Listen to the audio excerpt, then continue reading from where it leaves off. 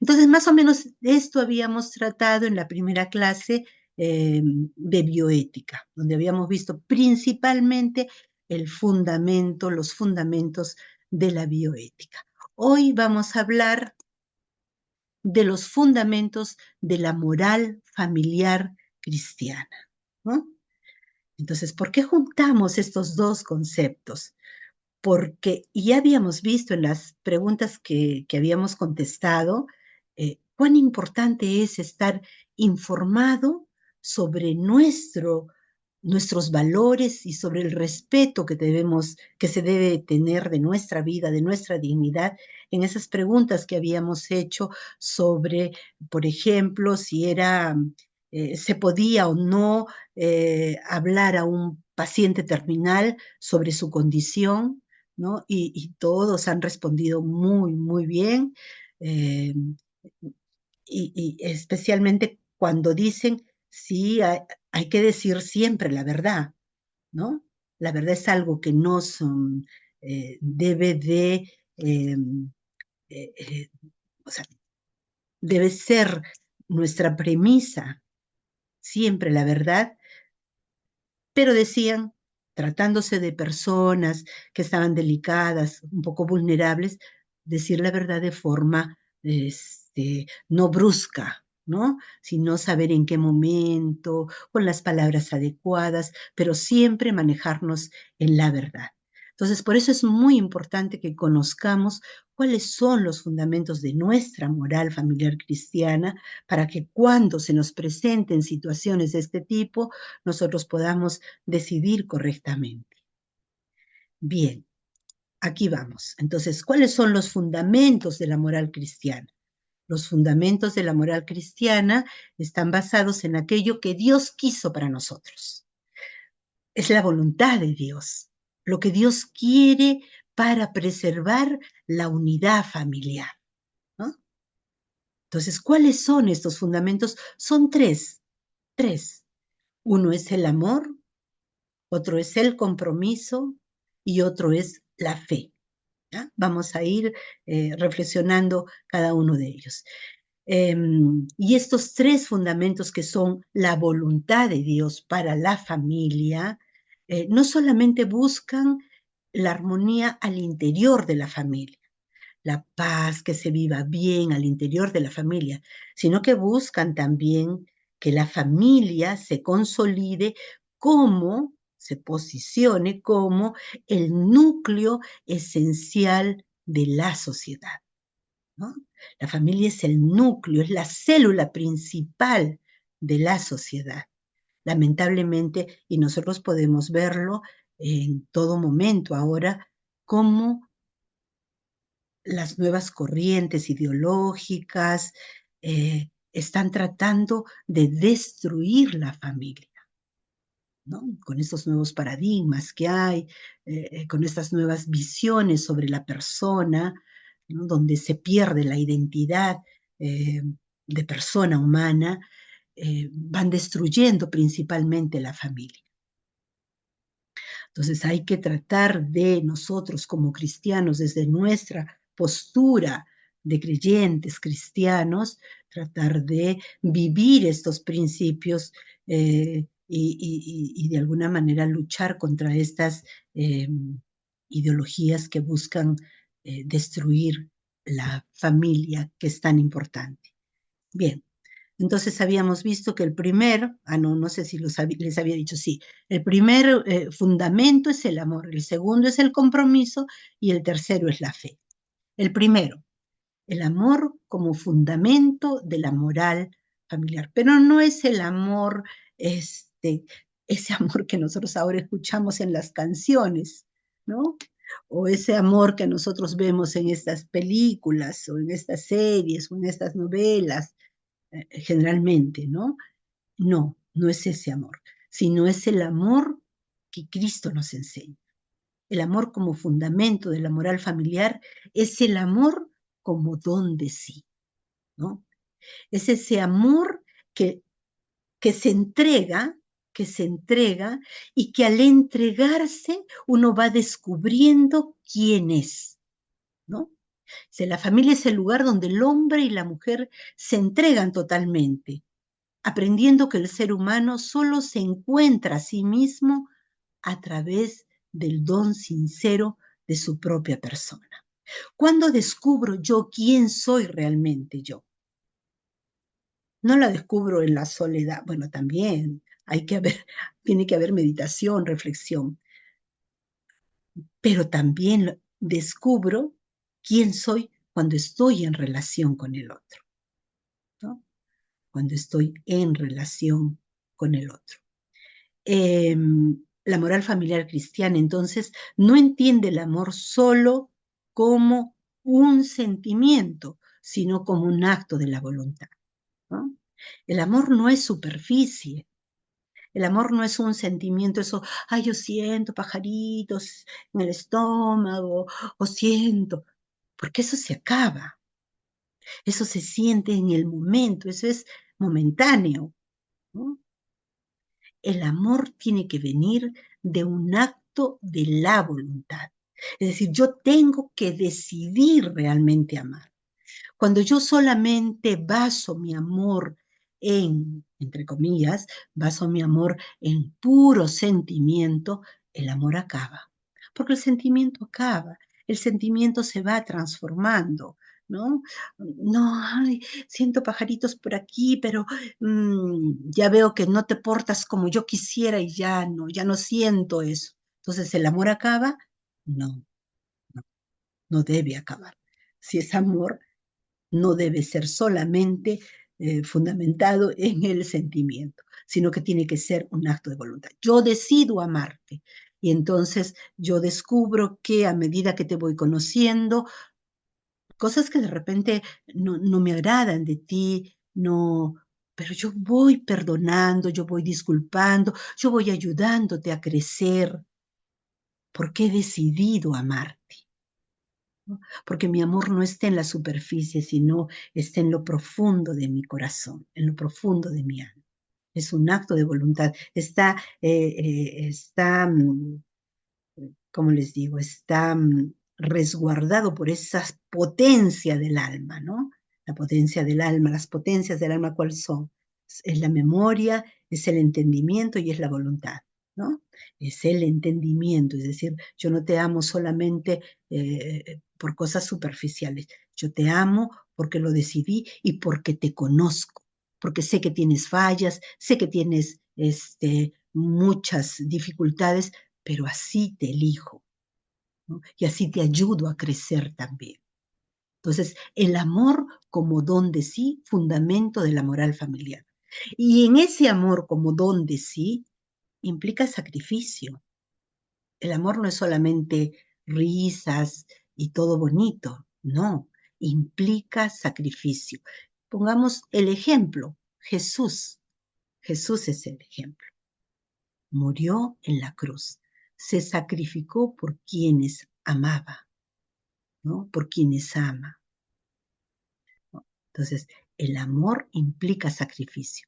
¿Por qué? Porque se busca el bien del otro por encima de mis propios deseos, por encima de mis propios gustos. O sea, implica renuncia también. Y el amor es gratuidad.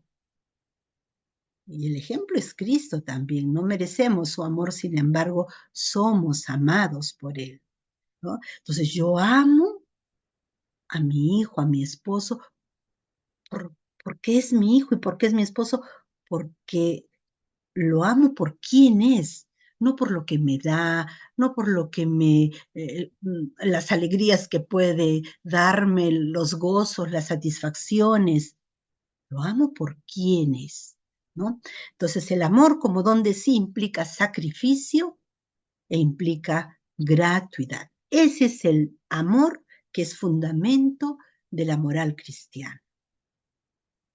Ahora, el matrimonio es fundamento de la familia cristiana. Para la visión, para este, para este tema y para este curso hemos tomado en gran parte lo que dijo o lo que dice Juan Pablo II, San Juan Pablo II, ¿no?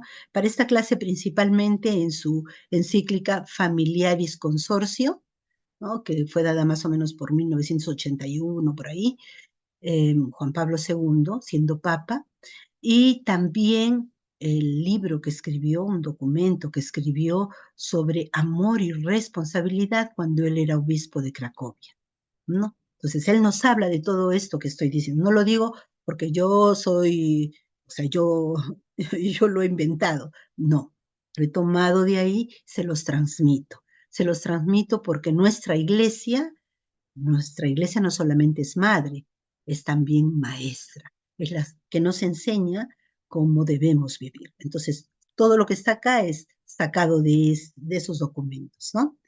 Entonces, para esta visión de Juan Pablo II eh, sobre la familia nace del sacramento del matrimonio, ¿no? Ahora díganme, si la familia nace del sacramento del matrimonio, entonces cuando no hay matrimonio no hay familia, ¿qué me dicen?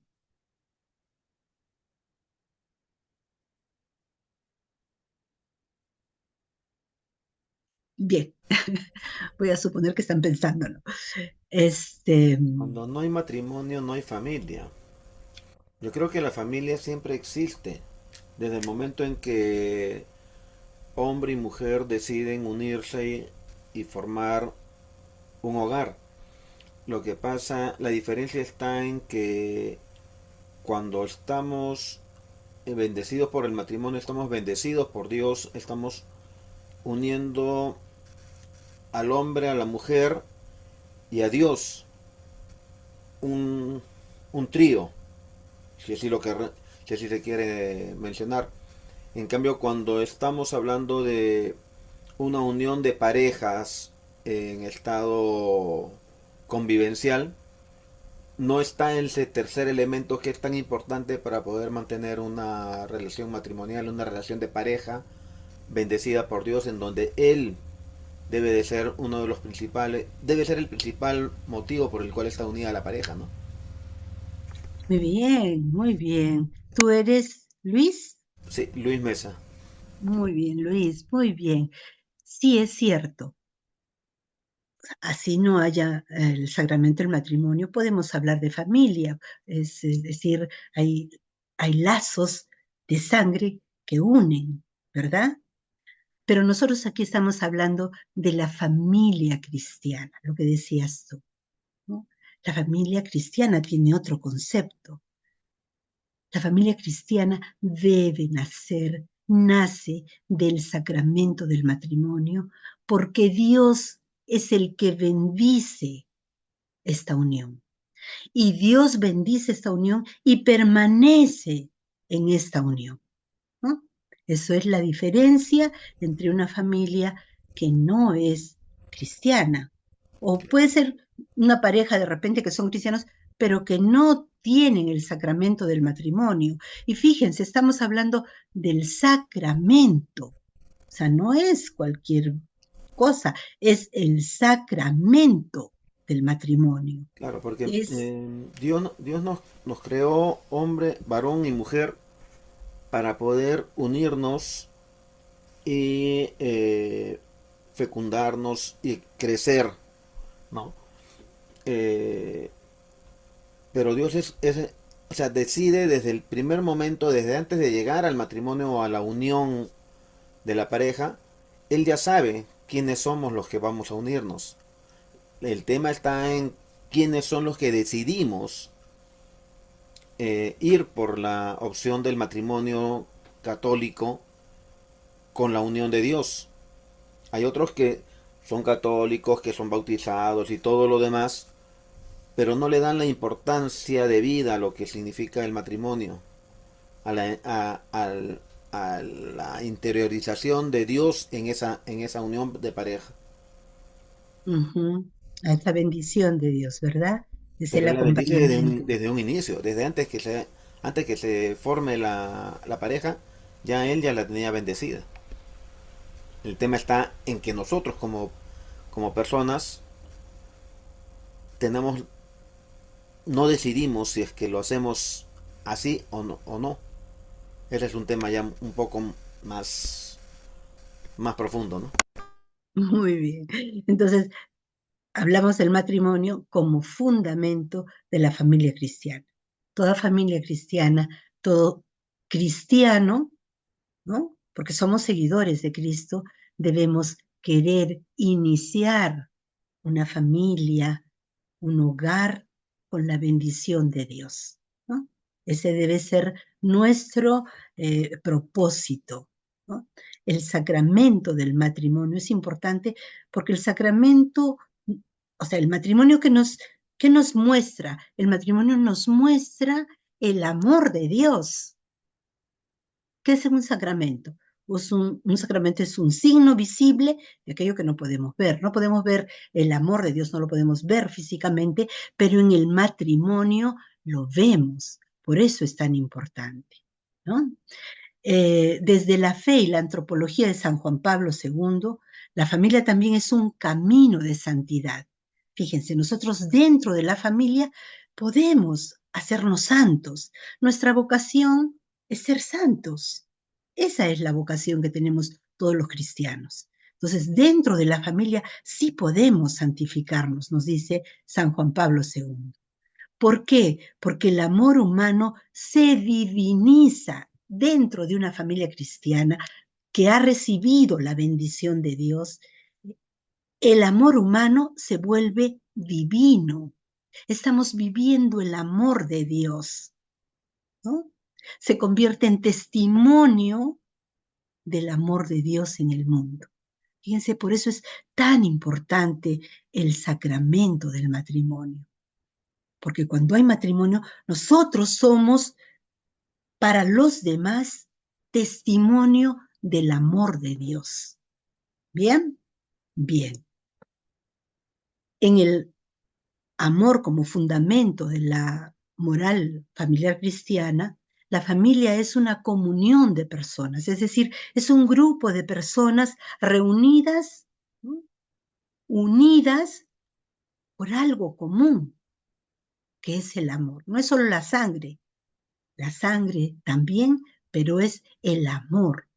San Juan Pablo II enseña que Dios no es un ser solitario, sino una familia en sí misma, Padre, Hijo y Espíritu Santo, que es puro amor, ¿no?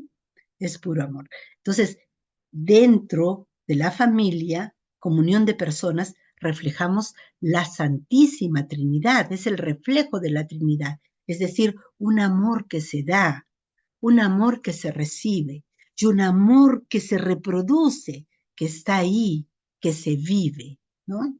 La familia humana, entonces, al amarse, se convierte en un ícono o imagen visible de la comunión invisible de la Trinidad, ¿no? Entonces, comunión de personas. La familia también es un santuario de la vida, fíjense. Desde la fe, la familia tiene la misión sagrada de participar en el poder creador de Dios. La procreación entendida como co-creación. O sea, nosotros co-creamos junto a Dios. Los padres no solo reproducen seres biológicos, sino colaboran con Dios para traer al mundo a una persona con alma eterna. Fíjense cuán importante. Es decir, nosotros en la familia estamos ayudando a Dios como padres, ayudamos a Dios en su creación, en la creación de otro ser humano. Y otro ser humano que desde el momento de la concepción, y esto es muy importante, desde el momento de la concepción, ya no es solamente un ser diferente a la mamá y al papá, es un ser con un ADN propio, un ser con unas características propias, sino también desde ese momento de la concepción es una persona con alma eterna, ¿no? Entonces, fíjense, la píldora del día siguiente, sí, el 10, ya tiene un día, es un ser, una persona con alma eterna, que ya tiene un día, que tiene dos, que tiene 10, es un nuevo ser, diferente a la mamá, diferente al papá, ¿no? Un ser único. ¿Bien? Bien, entonces la familia es el santuario de vida. La familia también es el lugar de acogida, es el lugar como referente que tenemos todos, ¿no? Cuando yo estoy triste, yo estoy en mi colegio con problemas, yo estoy en la universidad con problemas, yo estoy en el trabajo con problemas, ¿a dónde recurro? A mi familia, es mi referente, a mi casa, a mi hogar, ¿no? La familia es el primer lugar donde una persona es amada sin condiciones. Es el primer lugar donde yo voy a ser yo, porque todos me van a conocer como soy, con mis fallas, con mis luces, con mis sombras, como soy. La familia es el lugar de encuentro y perdón. Y esto es importante. Dice, dado que todos somos falibles, la moral familiar cristiana pone el perdón en el centro. No se trata de no tener conflictos, sino de resolverlos mediante la reconciliación, imitando la misericordia divina. Fíjense, a veces no somos capaces de amar porque no se nos ha enseñado a amar. Y a veces, muchas veces, no somos capaces de perdonar ni a nosotros mismos porque no se nos ha enseñado a perdonar. Eso tiene que enseñarnos nuestros padres. Eso tenemos que enseñar nosotros a nuestros hijos. A amar, pero también a perdonar. Entonces, el perdón se va enseñando también, se va educando a los hijos en el perdón. ¿Por qué? Porque todos somos falibles, porque todos estamos en cualquier momento propensos a caer, a resbalar, a hundirnos, a equivocarnos. Entonces a los hijos se les debe enseñar, en primer lugar, a aceptarse que somos personas con errores, que vamos a cometer errores, pero cuán importante es perdonarnos y perdonar los errores de los otros, porque así como los otros fallan, nosotros también fallamos. ¿Mm? Ahora, en el hogar, como dice acá, no se trata de no tener conflictos. No, va a haber conflictos, como hay conflictos en el colegio, como hay conflictos en el trabajo, como hay conflictos, no sé, en los grupos parroquiales. Hay conflictos donde esté el ser humano, porque el ser humano es de por sí conflictivo, o sea, somos conflictivos porque siempre queremos hacer, pensamos que nosotros tenemos la razón, pensamos que el otro debe hacer lo que nosotros queremos, es decir, siempre va a haber esto.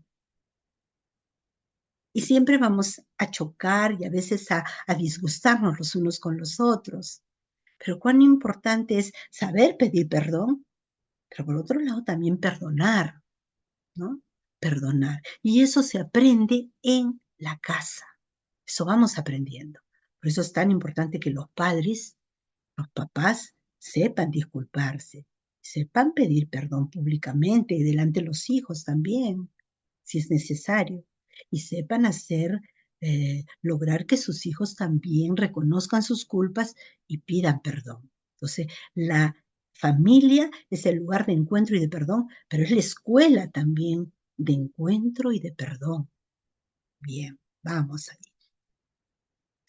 Y por último, la familia, dentro de lo que es el amor, la familia como escuela de humanidad. Últimamente se escucha mucho de la deshumanización que estamos viviendo, ¿no?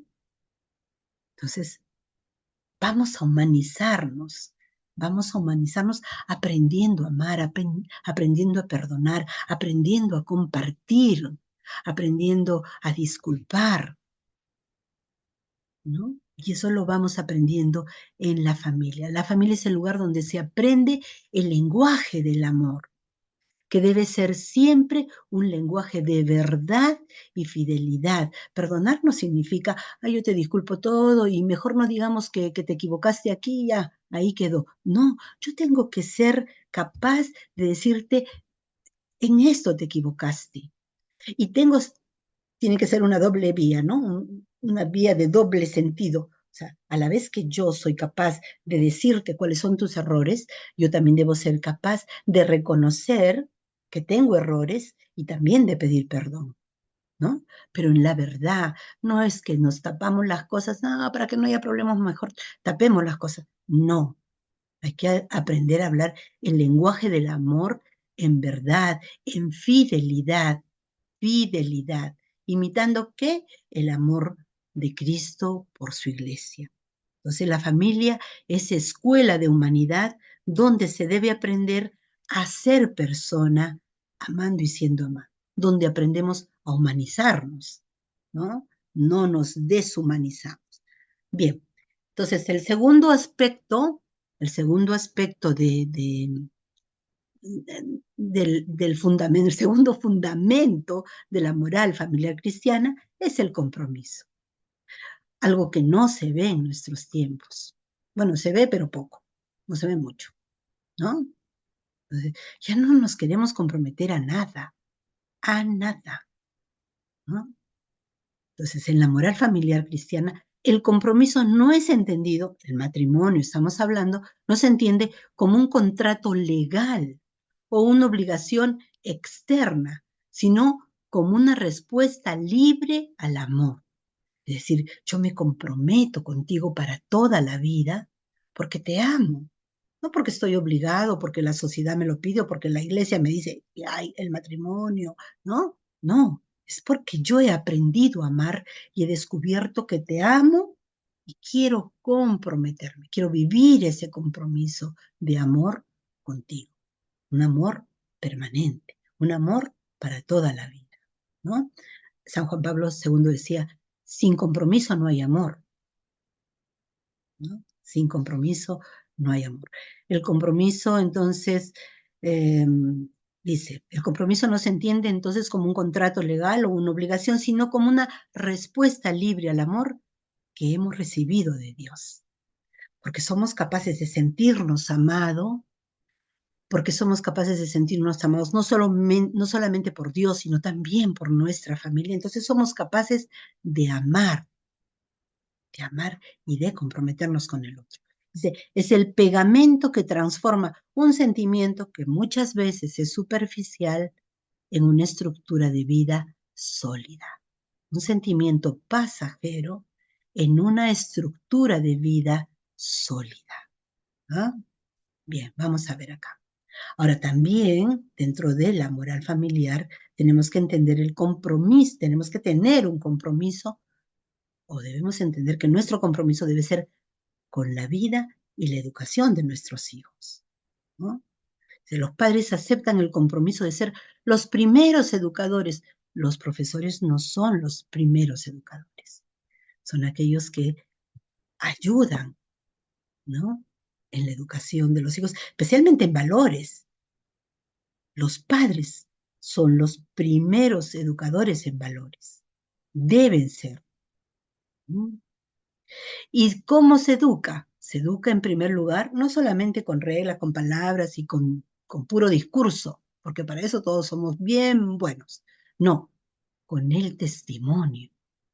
La moral familiar nos enseña que no se educa con reglas, sino con el ejemplo, ¿no?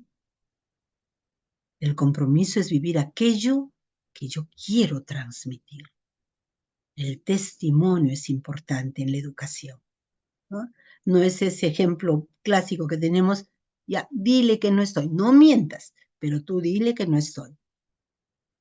Entonces, no podemos vivir así.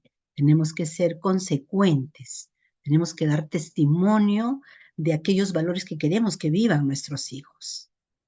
¿Mm? Y tiene que ser, ya me fui, esto.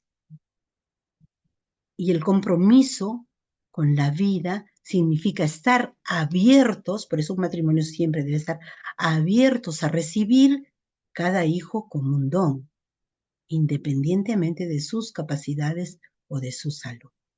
Cada hijo es un don y debemos estar en un matrimonio, debemos estar abiertos. Ahora ustedes me dirán, no, pero ahora ya no es que como antes que se tienen 10 hijos, antes se tenían 10 hijos, ahora no, máximo uno, dos.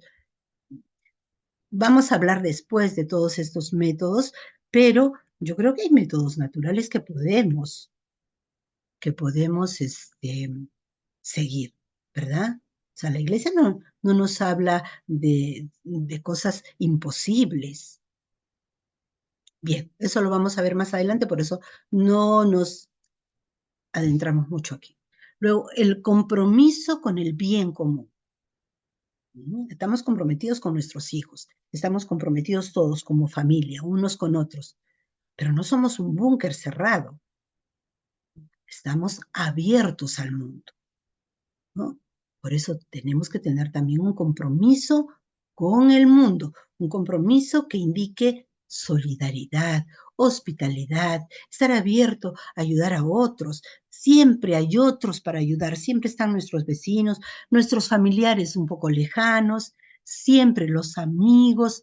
Hay personas que están necesitados de nosotros. A veces no es solamente cosas materiales, a veces es una palabra, una llamada, un decir ánimo, sigue adelante, ¿no?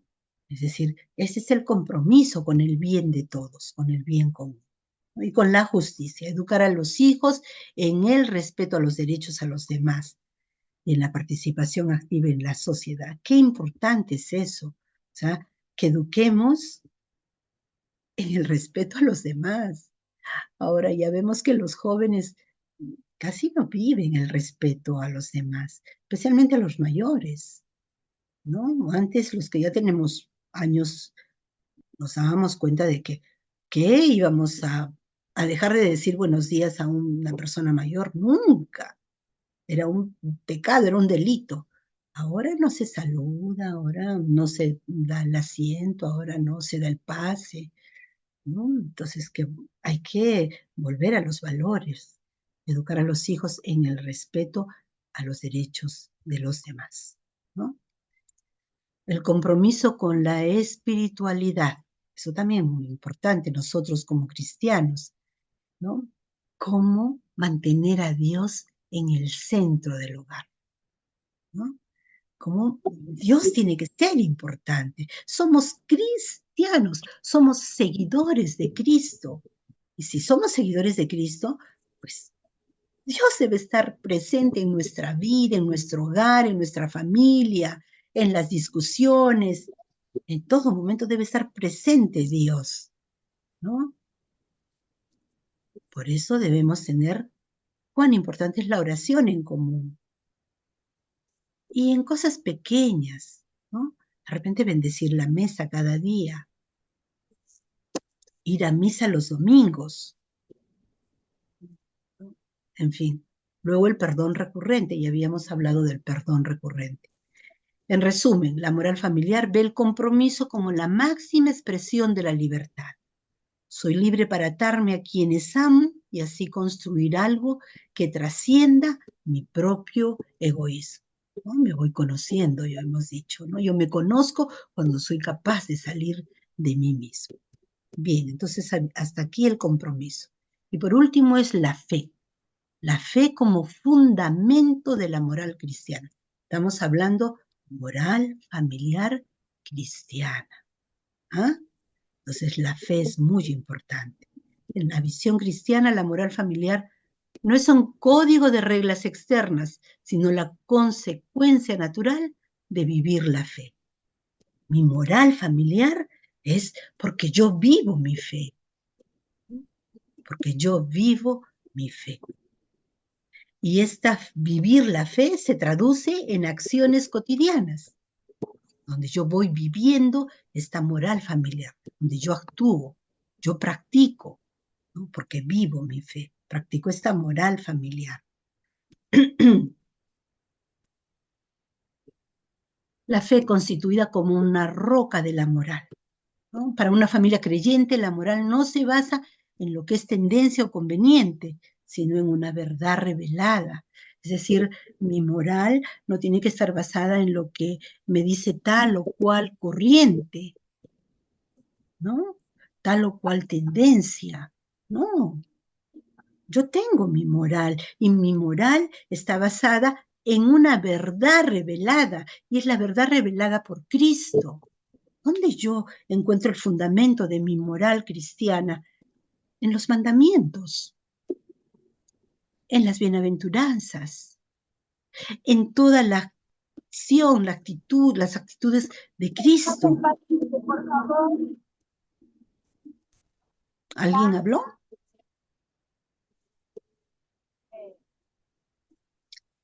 Bueno, no sé si alguien tiene su micro encendido o si me está haciendo una pregunta, no lo sé. Bien, entonces la fe como roca de la moral, no como una tendencia, no como una tendencia, sino como una verdad revelada. Ahora, la fe con su sentido de trascendencia, es decir, nosotros sabemos, ¿no? Sabemos que todo en nuestra vida está dirigido hacia una vida que está más allá, que nosotros somos pasajeros, que somos transeúntes, que somos peregrinos en este mundo. Por lo tanto, nuestra vida tiene que estar dirigida hacia Dios, que esa es nuestra meta. Y así debo vivir mi moral, ¿no? Con ese sentido de trascendencia, no solamente para lo que me va a tocar acá, sino principalmente para lo que voy a ganar allá en el cielo, ¿no? Luego, una confianza en la gracia, porque si confiamos en nosotros mismos, estamos perdidos. Nosotros somos muy débiles, somos muy frágiles frente al pecado, ¿no? Entonces hay que confiar en la gracia, estar abiertos a la gracia, ¿no? Somos limitados. Esa es la pobreza espiritual de la que hablaba Santa Teresita, ¿no? La pobreza espiritual es reconocerme que yo no puedo sola, no puedo, que Dios tiene que actuar en mí para yo poder ser algo, para yo poder luchar, para yo poder enfrentarme a todas las dificultades de la vida. Entonces, tengo que tener confianza en la gracia de Dios. La familia, la moral familiar cristiana reconoce que el ser humano es limitado. La fe aporta la convicción de que Dios, a través de su gracia, nos da su gracia para cumplir con las exigencias del amor cuando las fuerzas humanas no alcanzan. Bien. Luego el hogar como lugar de encuentro con Dios. Fíjense acá, la fe transforma la ética de la casa en una liturgia doméstica. Una liturgia doméstica. Cuando nosotros vivimos los valores cristianos en la familia, estamos viviendo una liturgia permanente, ¿no? Estamos viviendo en oración permanente a Dios. Y es cierto, todo lo que hacemos está dirigido a Dios, ¿no? Dice, es el centro de la moralidad, la caridad es el centro de la moralidad. Dice, no es solo portarse bien, sino ver a Cristo en aquellos con los que nos rodeamos cada día, ¿no? Y si hay fe, el servicio, cualquier cosita que yo haga, lavar los platos, cuidar a un enfermo, cuidar a mi hermano, cuidar a mi hijo, atender a mi esposo, cualquier acto que haga de servicio se convierte en un acto de amor. Yo estoy viviendo esa liturgia, me dirijo a Dios constantemente, ¿no? Y por último, el perdón sin fe en un Dios que perdona, el perdón humano es difícil. Si yo no tengo fe en ese Dios que me perdona cada día, y yo acepto que me perdona cada día, porque cada día voy fallando, entonces va a ser difícil que yo perdone. Cuando yo soy capaz de aceptar el perdón de Dios, yo soy capaz de reconocer, si Dios me ha perdonado, yo también debo perdonar. Es lo mínimo que puedo hacer, porque Dios me ha perdonado un montón. Yo también tengo que perdonar, aunque sea poquito, poquito, poquito, pero voy perdonando. Bueno, vamos ahí, vamos bien. Tiene que haber también coherencia entre lo que se cree y lo que se vive. Si la moral familiar es el testimonio de la fe. Una familia que dice tener fe, pero que no vive una moral de respeto, honestidad y generosidad, tiene una fe muerta, ¿no? La fe hay que vivirla, ya hemos dicho. Somos un reflejo del amor de Dios. La familia es un reflejo del amor de Dios, del amor de la Trinidad, ¿no? Y la transmisión de valores. Los hijos aprenden la fe no por los libros, sino observando la moral de sus padres, cómo reaccionan ante el sufrimiento, cómo manejan la verdad, cómo respetan la dignidad de los demás. Así yo voy aprendiendo como hijo, yo voy aprendiendo. Como padre yo voy enseñando así. Como vivo, así mis hijos van aprendiendo más de mi testimonio que de todos aquellos discursos que les puedo dar. Bien. Ahora, la oración, que es tan importante, ¿no? La oración. La fe se nutre de la oración y la oración fortalece la voluntad para vivir moralmente. De cuán importante es que en la familia practiquemos la oración. Ya hemos dicho, actos pequeños, bendecir la mesa, si podemos algún día rezar el rosario en familia, qué lindo, ¿no? Ir a misa, que es la oración primera, ¿no? Es el acto primero de fe, ir a misa, reconocer en ese Cristo que se va sacrificando por mí, acompañarlo en su sacrificio. Cuán importante es que aprendamos. Yo he visto últimamente en Europa cómo parejas jóvenes van con los hijos a misa, niñitos en brazos, van y bien, y los tienen ahí, ¿no? O sea, no es que los dejan ahí libres para que estén haciendo bulla, no, los tienen, los hacen callar, les hablan, no sé, pero parejas jóvenes, qué bonito es, ¿no? Y la familia como iglesia doméstica. La familia es el primer lugar donde se vive el Evangelio. Los gestos de servicio y cariño dentro del hogar son vistos como una forma de oración y culto a Dios. Pues qué bonito que seamos esa iglesia doméstica como familia. Bien, hasta aquí y ahora vamos a ver acá, antes de las preguntas, solamente finalizar con lo que nos dice Juan Pablo II. El amor entre un hombre y una mujer no puede ser construido sin sacrificio y renuncia. Aquel que piense que el amor es puro beso y abrazo y pura felicidad, se va a dar con sorpresas, ¿no? Hay que pensar que tenemos que sacrificarnos, que tenemos que renunciar, que tenemos que ceder muchas veces, y la otra parte igual, o sea, no solamente de una parte, no, ambos tienen que ceder, que sacrificarse, que renunciar en pos del amor. Bien, hasta aquí la lección de hoy. Vamos a finalizar aquí. Les voy a dejar unas preguntas y luego estas preguntas se las voy a poner en la plataforma, ¿no? Tienen hasta la próxima semana. Son preguntas que están acá en la lección, ¿no? Es decir, si nosotros hemos escuchado esta clase, vamos a poder responderlas sin ningún problema. Bien, entonces, estas preguntas son 4. Tienen hasta el día lunes, no, hasta el día martes. Vamos a ver, hasta el día martes a mediodía. Martes próximo a mediodía. Estamos mayo 4, 5, ¿verdad? Hasta el 12 de mayo a mediodía, porque en la noche ya venimos acá a la próxima clase. ¿Listo? Bien, entonces yo quería, me están escuchando, ¿verdad? Porque quería decirles dos cosas. La primera es que este trabajo es importante.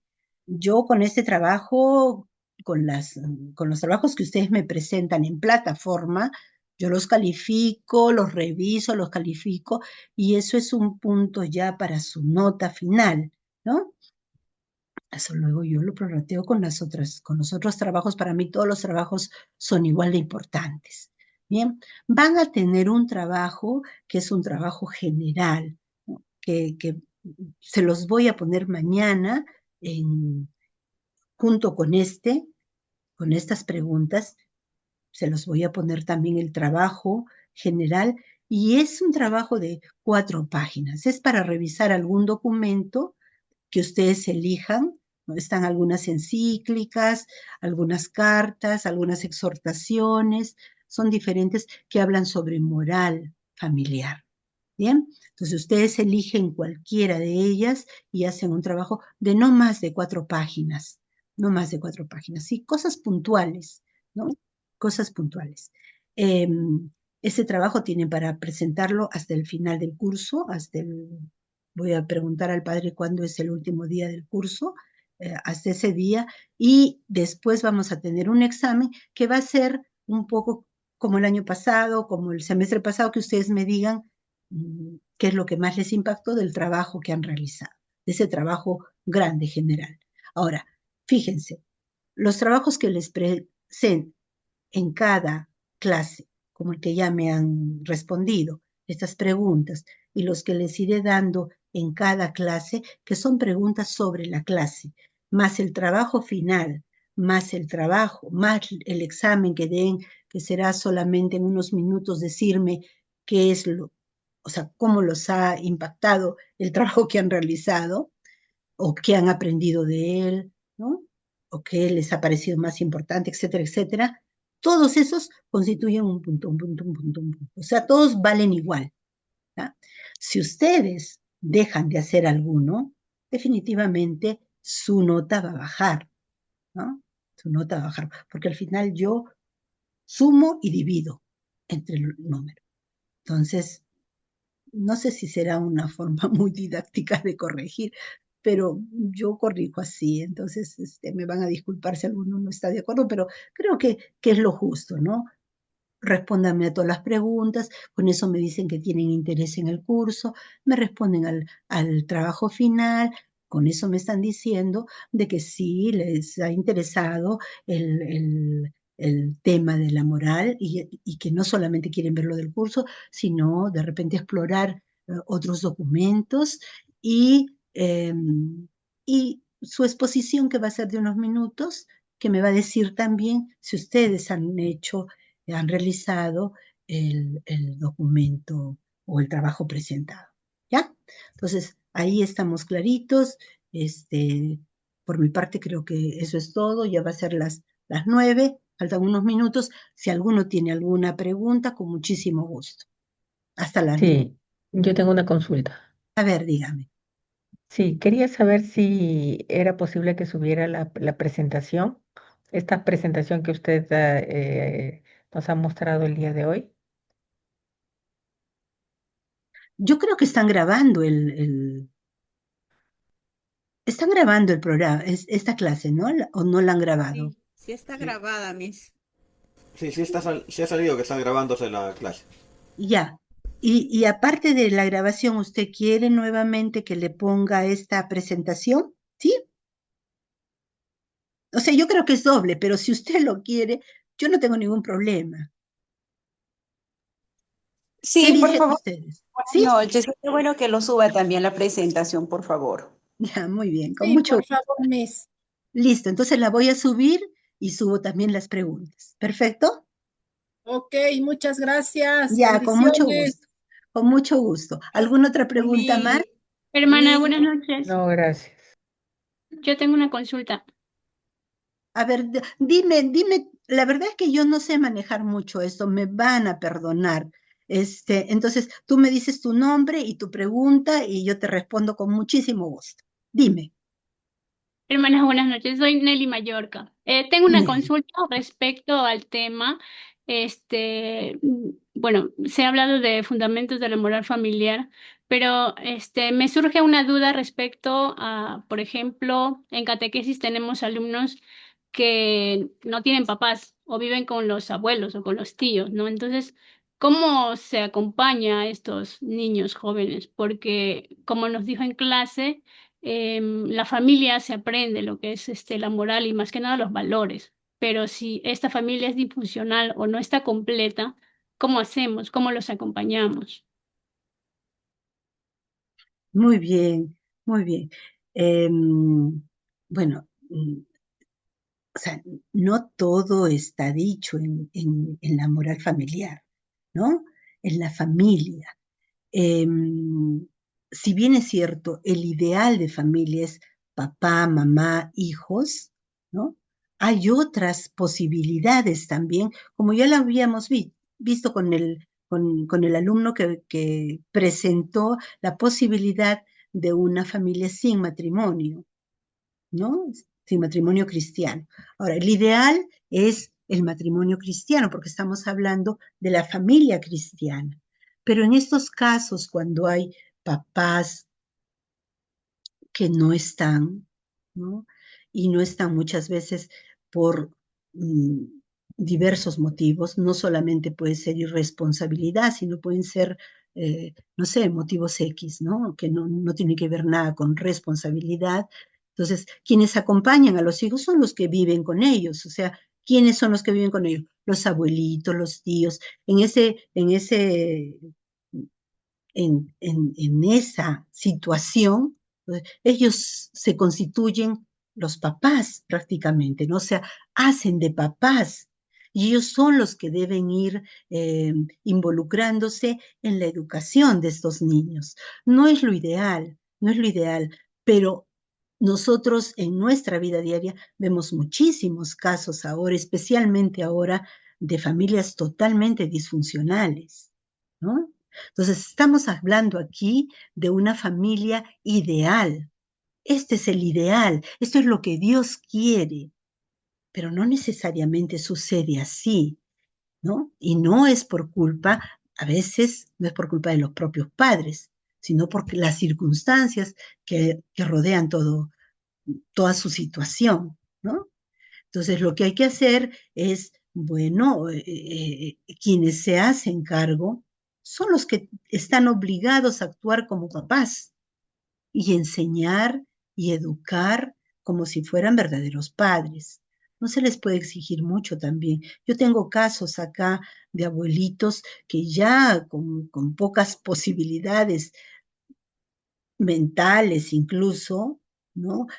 Físicas, ¿no? Pero tienen que cuidar a los nietos porque los padres, la mamá se murió o el papá se fue y abandonó, y luego la mamá también lo abandonó.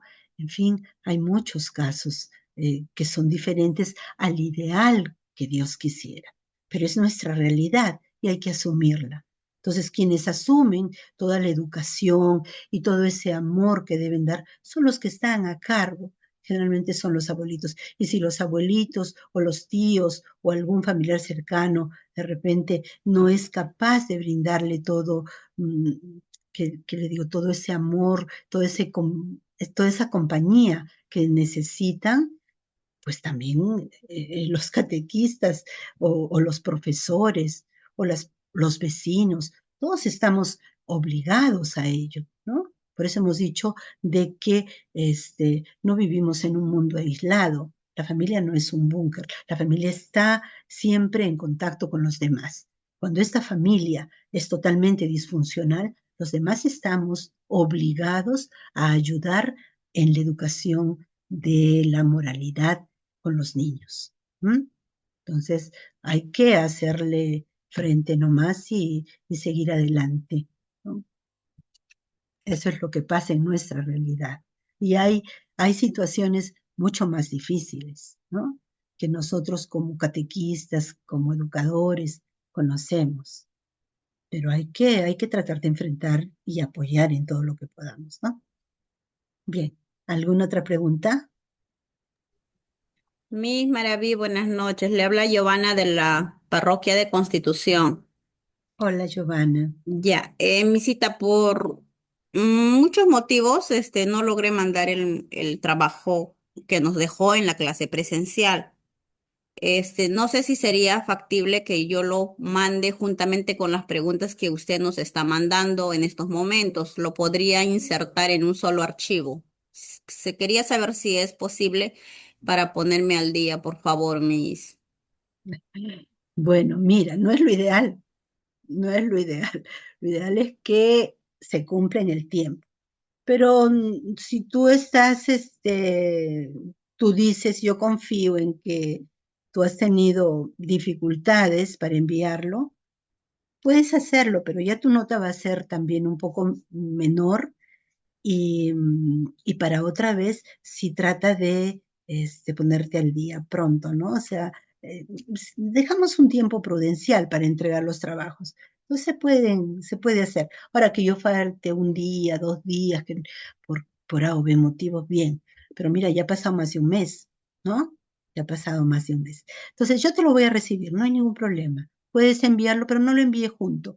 Envíalo en la plataforma, envíe el trabajo que estoy pidiendo ahora y a mi WhatsApp envíame el trabajo anterior. ¿Bien? Y yo te voy A a mí, calificar los dos.